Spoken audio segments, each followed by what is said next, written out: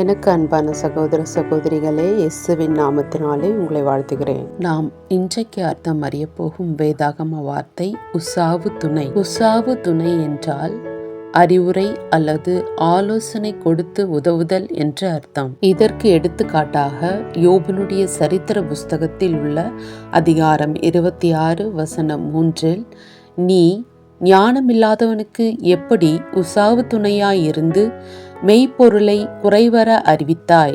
யோபுவுக்கு ஏற்பட்ட தீமைகள் யாவற்றையும் குறித்து விசாரிக்க வந்த 3 சிநேகிதரில் ஒருவரான பில்தாத் கூறின வார்த்தைகளுக்கு மறு உத்தரவு சொல்லும்படிக்கு யோபு தன் வாய்களை திறந்து தேவனுடைய ஞானத்தை குறித்து விவரிக்கிறார். அப்பொழுது பில்தாத்தை நோக்கி, நீ ஞானமில்லாதவனுக்கு எப்படி உசாவு துணையாயிருந்து, அதாவது அறிவுரை அல்லது ஆலோசனைகளை கொடுத்து உதவி செய்தாய் என்று சொல்லி கேள்வி எழுப்புகிறார். கர்த்தரே எல்லாவற்றையும் ஞானமாய் செய்கிறவர் என்று விவரிப்பதை பார்க்கிறோம். கர்த்தருக்கே மகிமை உண்டாவதாக.